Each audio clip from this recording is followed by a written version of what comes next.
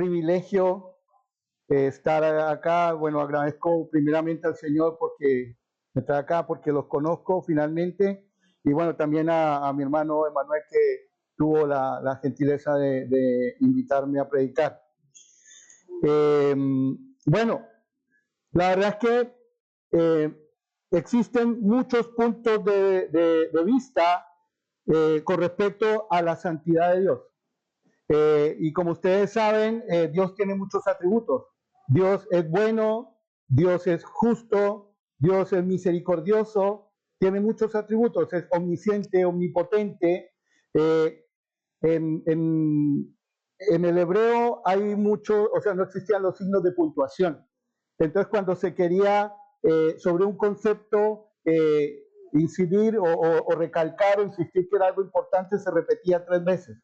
De todos los atributos de Dios, el que se repite 3 veces, Él es bueno, Él es justo, pero la palabra de Dios dice que Él es santo, santo, santo. Es tan importante ese atributo que es el único que se repite 3 veces. Dios es santo, santo, santo. Y con respecto a justamente la santidad de Dios, existen muchos puntos de vista. Por un lado, algunos predicadores sostienen que el ser humano es muy, pero muy, pero muy, pero muy malo, y que por otro lado, Dios es muy, pero muy, pero muy enojón. Entonces, algunos eruditos denominan esta postura como la teología del miedo. Y muchos conciben su relación con Dios a través del miedo. En respuesta a este planteamiento, existe otra postura que dice, bueno, el ser humano no es tan malo y Dios no es tan enojón.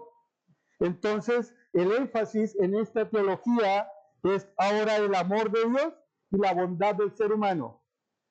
¿Cuál es la correcta? Como todo en la vida, requerimos tener un equilibrio. Ni lo uno ni lo otro. Necesitamos tener un equilibrio.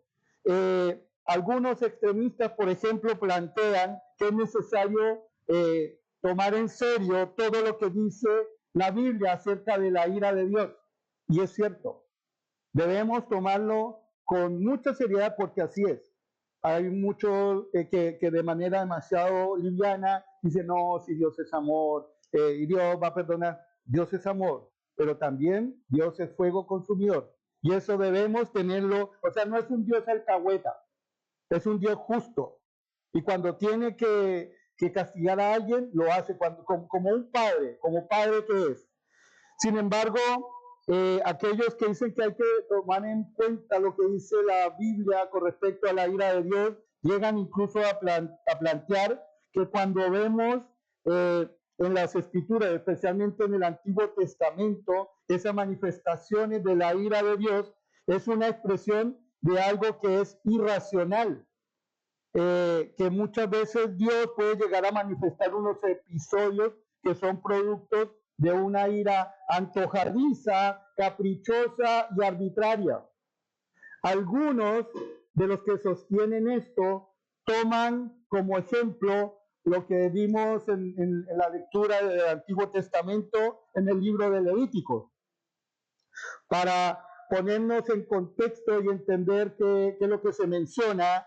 Nadab y Abiú, hijos de Aarón, tomaron cada uno su incensario y pusieron en ellos fuego, sobre el cual pusieron incienso y ofrecieron delante de Jehová fuego extraño que Dios nunca les mandó.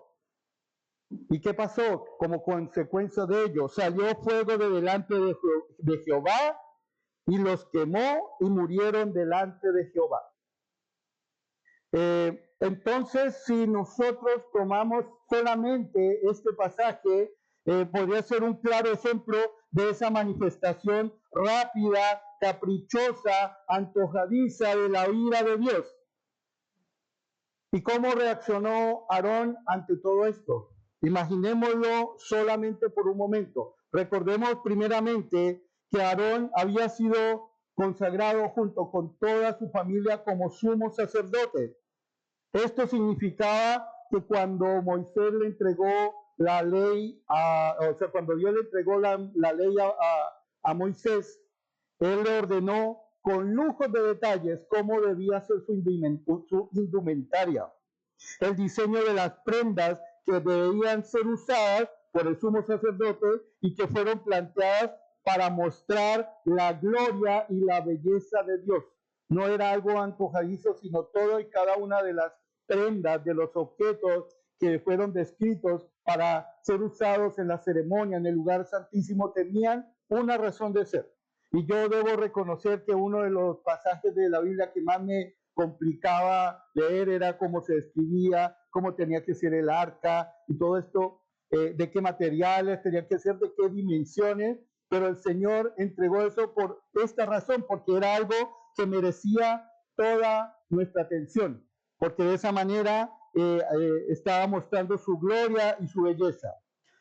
Entonces, en este contexto, imaginémonos cómo se sintió Aarón cuando vio a sus propios hijos consagrados al sacerdocio haciendo algo que no sabemos con exactitud qué fue lo que hicieron. Ellos fueron al altar, hicieron como en ocasiones hacen muchos jóvenes, experimentan un poco, es decir, se volvieron imaginativos, no siguieron con lo que dice la tradición o con lo que dice la escritura que tenían que hacer en la ceremonia, sino empezaron a experimentar un poco, a hacer bromas infantiles, en cierto sentido, mostrando cierta inmadurez y una falta de respeto frente a lo sagrado que esto significa. Y sin previo aviso y sin reprensión alguna, mientras ofrecen fuego extraño en el altar, Dios los mata instantáneamente. Imaginémonos, o sea, yo creo que podemos incluso oír a Aarón y él va a Moisés y le dice, ¿qué es lo que está pasando aquí? Muy probablemente le va a reclamar a Moisés, ¿qué clase de Dios es este al que nosotros servimos? Dedico mi vida entera al ministerio del servicio a Yahvé y este es su agradecimiento. Así nomás, así como así se lleva a mis hijos por una pequeña transgresión. ¿Qué clase de Dios es este? Le estaba reclamando. Entonces Moisés le dice a Aarón, esto es lo que habló Jehová diciendo. En los que a mí se acercan, me santificaré, y en presencia de todo el pueblo seré glorificado. Y luego leemos estas palabras al final de la lectura de Levítico. Y Aarón cayó. Dicho de otras palabras, quedó inmóvil. Frente a ese argumento, Aarón no tenía nada más que decir. Aarón cayó, quedó inmóvil. El Todopoderoso Jehová vino y le dijo a Aarón, mira Aarón, sé que todo esto es muy duro para ti, que haya tomado la vida de tus hijos, pero acuérdate cuando yo establecí el sacerdocio. ¿Recuerdas el día que te aparté y te consagré para esta tarea sagrada con la cual dije que hay ciertos principios que no voy a negociar con mis sacerdotes? Seré considerado santo por todos y por cualquiera que se atreva a presumir de ministrar en mi nombre. Y ese es uno de los grandes responsabilidades y peligros y riesgos que todos aquellos que empezamos a asumir cargos de relevancia en la iglesia tenemos. Al que mucho se le da, mucho se le exige. Y así es. Probablemente en otro tipo de ocupaciones el error no tiene ninguna consecuencia, pero acá sí, y eso es algo que nosotros, especialmente los que estamos en un cargo de relevancia, debemos tener en cuenta. Y frente a estos argumentos, la palabra de Dios dice que Aarón cayó, le tocó quedarse callado, no pudo decirle ninguna otra cosa. Bueno, otra de las historias intimidantes en el Antiguo Testamento es la historia de Usa, el coatita. El pasaje, en este caso, relata el traslado del arca de la alianza, que como ustedes saben, era o es el artículo más sagrado en el lugar santísimo. Está el lugar santo, pero dentro del lugar santo había un lugar que era mucho más santo, que se llamaba el lugar santísimo. Y dentro del lugar santísimo, el objeto más sagrado era el arca de la alianza.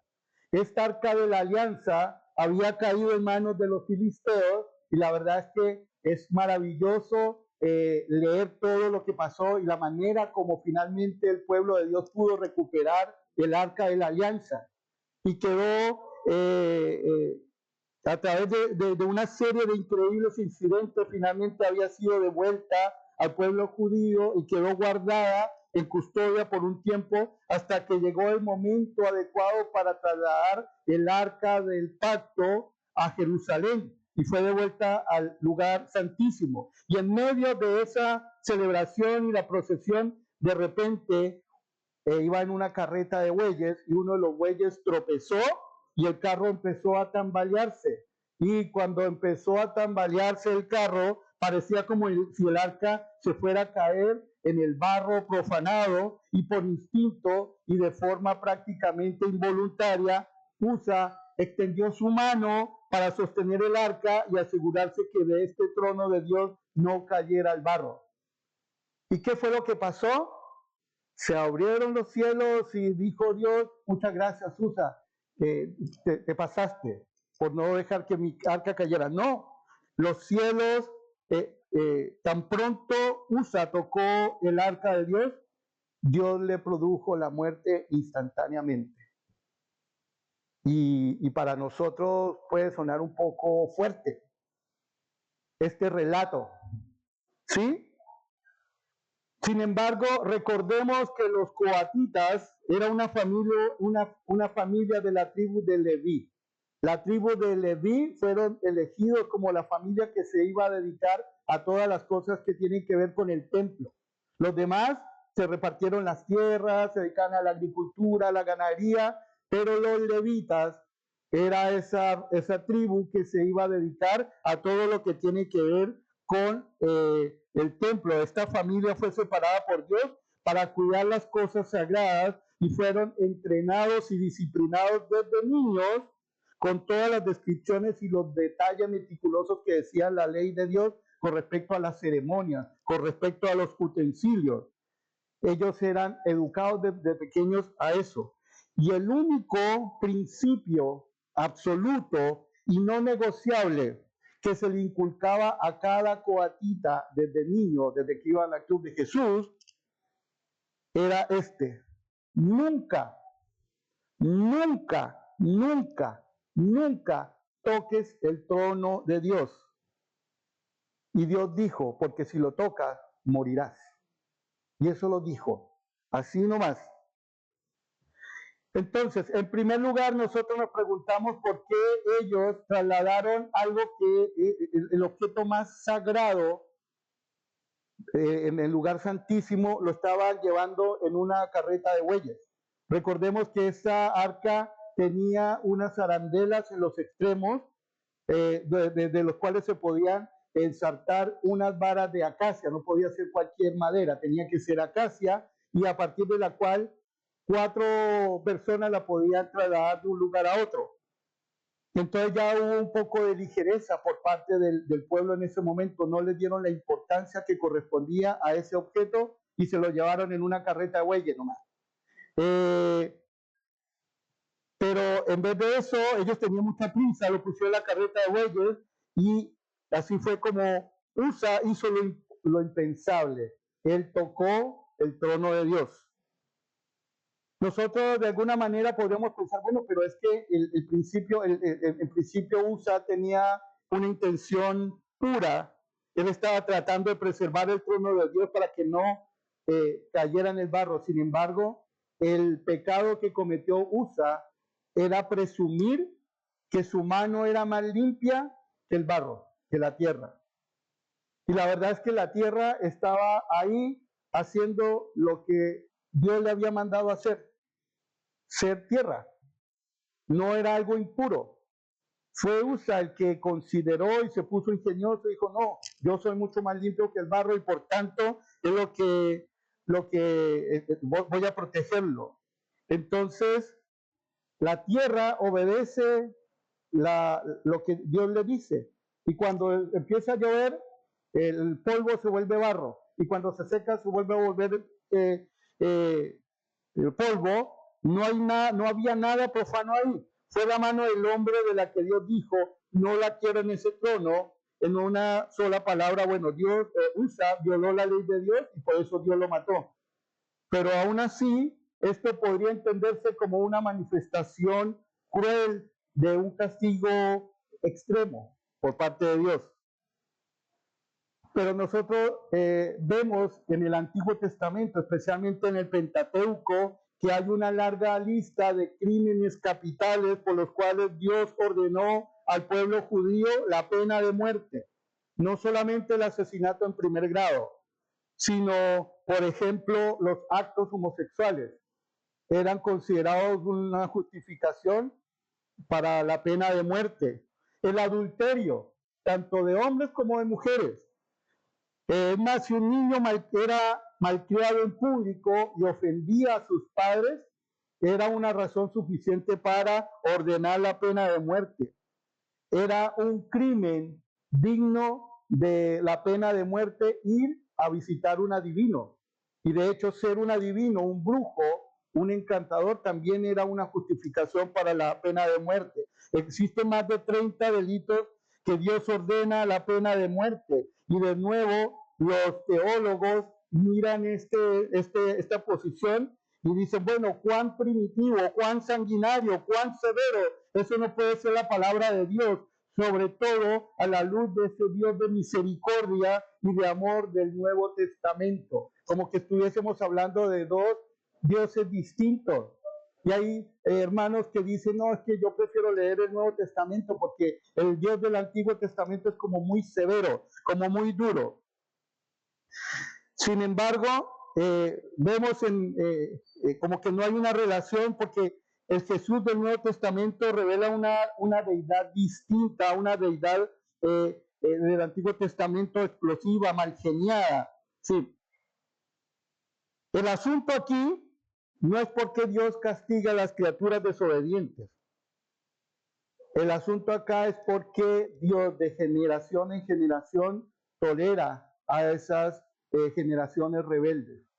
Buena parte de lo que nos está sucediendo a nosotros como su sociedad es que empezamos a relajarnos y empezamos a permitir un montón de cosas, no solamente en la sociedad, sino también en las iglesias, porque cuando nosotros empezamos a cometer pecados y a relajarnos, y es algo que se tiene que decir en las iglesias, nosotros cometemos traición, pero no cualquier tipo de traición, traición cósmica. El creador del universo, hasta en el rincón más recóndito del universo, Dios reina. Allá está reinando Él. Y cuando nosotros nos rebelamos ante Dios y no hacemos su voluntad, estamos cometiendo una traición cósmica.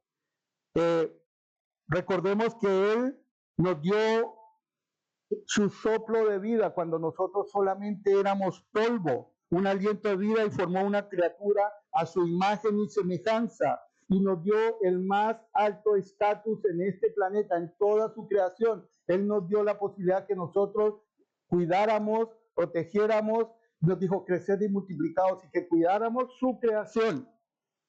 Él nos dio el don de la vida estampado en este pedazo de barro que somos cada uno de ustedes. Y cuando terminó de crear ese ser, dijo, el alma que pecare ciertamente morirá. Más claro echarle agua. Él fue claro.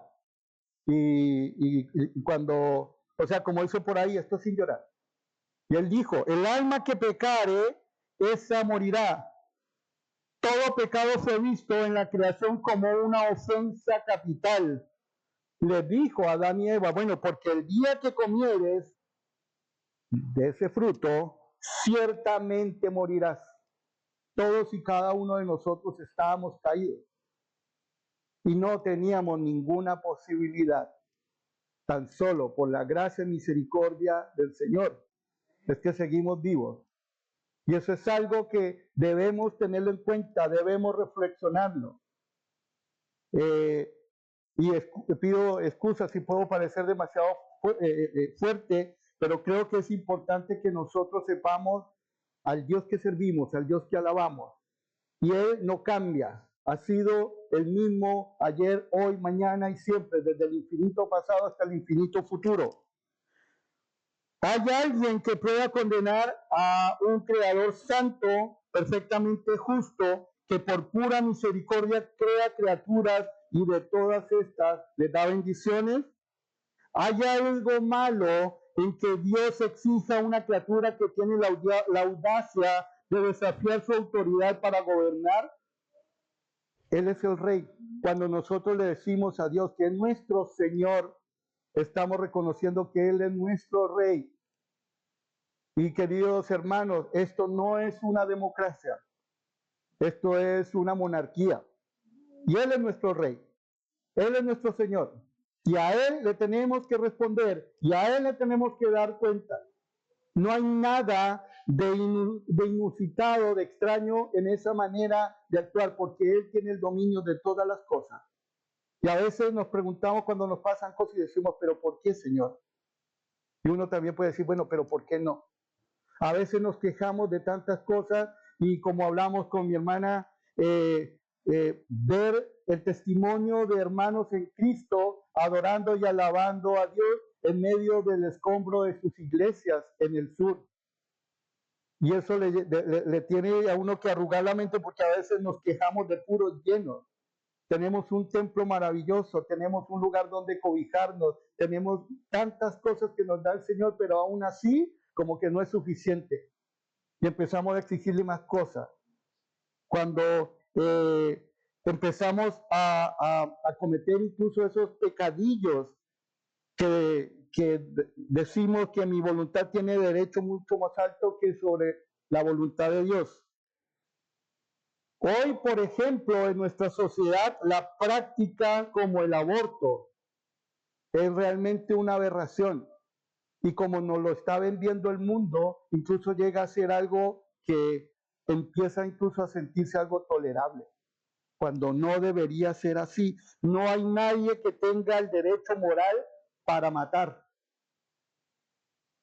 Dios nunca le ha dado el derecho moral de alguien para hacer algo como eso. Y solamente yo me llego a estremecer cuando hay personas que con mucho desparpajo dicen que tienen todo el derecho de abortar. No es un derecho. Nosotros que tenemos temor de Dios no podemos hacerlo, mis hermanos.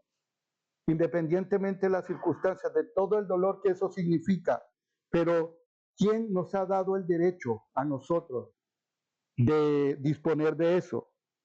Pero incluso, eso es un extremo, pero incluso un pecado inocente, lo que en ocasiones nosotros llamamos el pecado regalón. No existen pecados regalones, porque ahí es donde uno empieza a relajarse. Porque ya ese pecado regalón ya empieza a ser un desafío de la autoridad de Dios, un insulto a su majestad, un reto a la justicia de Dios. Lamentablemente, nosotros estamos acostumbrados a hacer eso, a cometer esos pecados regalones y a justificar cuando empezamos con esa desobediencia y cuando se va endureciendo nuestros corazones y creemos que no es nada serio desobedecer al Rey del universo. De otra forma, Dios fue el que adelantó y extendió su misericordia.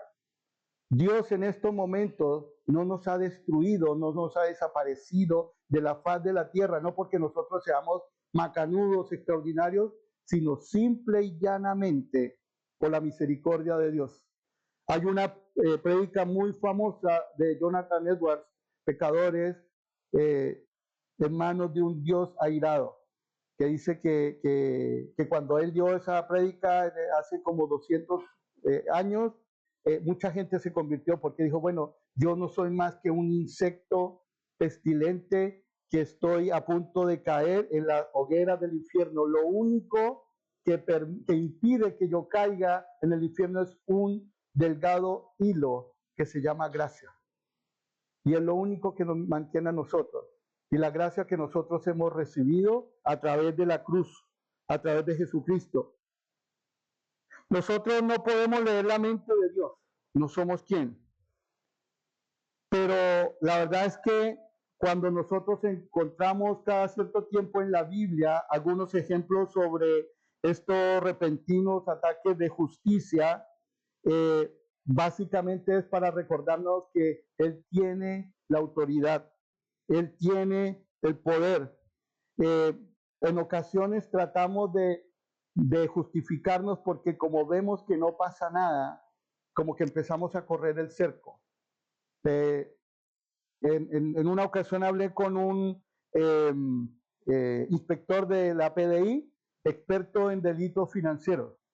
Y él decía, mire, yo llevo 19 años viendo este tema de delitos financieros y se repite siempre el mismo patrón, porque hay el encargado de finanzas o el gerente comercial empieza a robar un poquito, 30 luquitas, a ver si se dan cuenta, y no se dieron cuenta. Después sube a 100 luquitas y no se dieron cuenta.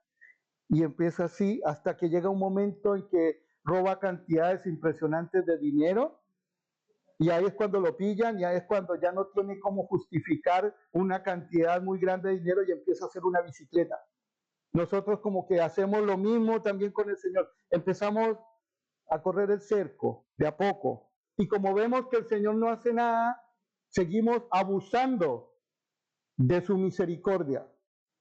Hermano, la invitación en el día de hoy es que nos hace el Señor a todos, a mí también, es que nos volvamos al Señor, que le demos gracia por su misericordia, porque además es una misericordia que no se nos debe. Tenemos que entender la diferencia entre justicia y misericordia, porque en ocasiones, por ejemplo, pueden haber hermanos que dicen, bueno, estoy ayunando una semana y me levanté a las 3 de la mañana a orar y estuve orando todo el tiempo. Dios me tiene que bendecir hoy día. No, mi hermano, Dios no tiene que hacer nada. No, mi hermano, Dios hace las cosas como Él quiere, porque en el momento en que nosotros pensamos que Dios nos debe misericordia, una alarma debería encenderse en nuestro cerebro porque que nos advierta lo que estamos pensando, porque la misericordia, por definición, no es obligatoria, es voluntaria. Y nosotros hemos recibido la misericordia de Dios por su gracia, por su voluntad, no porque nosotros seamos macanudos, no porque nosotros seamos extraordinarios. Dios nunca está obligado a ser propicio con una criatura rebelde, y Él no le debe misericordia absolutamente a nadie. Como dice la palabra, yo tendré misericordia de quien tenga misericordia. Y también, de acuerdo con la lectura en el Antiguo Testamento, a veces queremos ponernos ingeniosos y empezamos a hacer cosas, y hemos visto lamentablemente cómo algunos hermanos se pierden en algunas iglesias donde empiezan a inventarse cosas como para agradar. Y entonces, hermano, usted tiene que pactar. Y entonces usted tiene que pactar con el Señor y empieza como a ingeniarse una negociación, una transacción económica. Entonces, si usted se pone con plata, el Señor le va a hacer el milagro. Y hay gente que dice, sí, parece que sí. Así no funciona la cosa. Así no funciona. Él es Señor, Él es soberano y nosotros somos sus siervos. Y debemos tenerlo siempre presente y debemos obrar y actuar siempre de la misma manera. Dios es un Dios justo y misericordioso. Dios jamás es injusto. Nosotros, todos nosotros, merecíamos el castigo.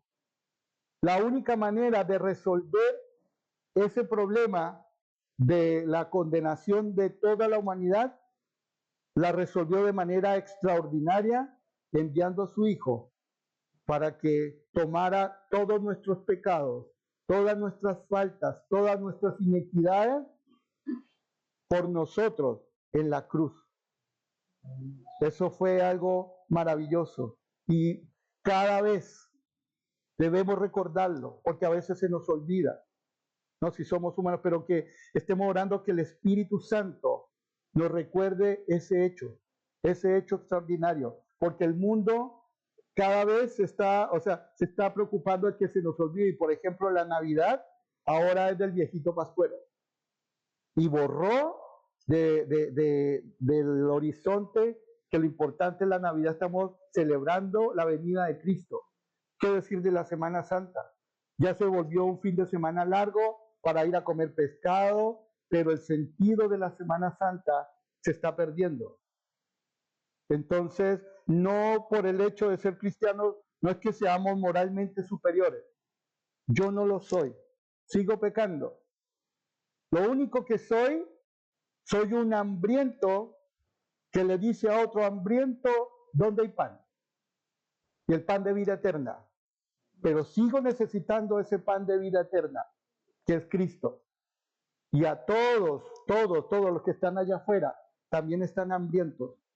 Y que Dios nos dé la capacidad también de traer a esos hambrientos y decirles, aquí hay vida en abundancia, porque para eso vino Jesús. Él dijo, yo he venido para que tengan vida, pero no cualquier vida, sino para que tengan vida en abundancia. Cuando oremos, no se nos ocurra pedir a Dios que nos haga justicia, porque corremos el riesgo de que Dios sea justo. Pidámosle misericordia,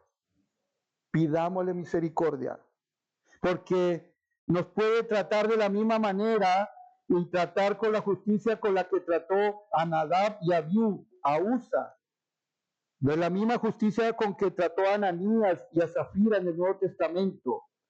Pero nosotros vivimos, queridos y amados hermanos, por gracia y por misericordia, y eso nunca lo olvidemos. Amén. Los invito a orar. Padre bendito, Señor.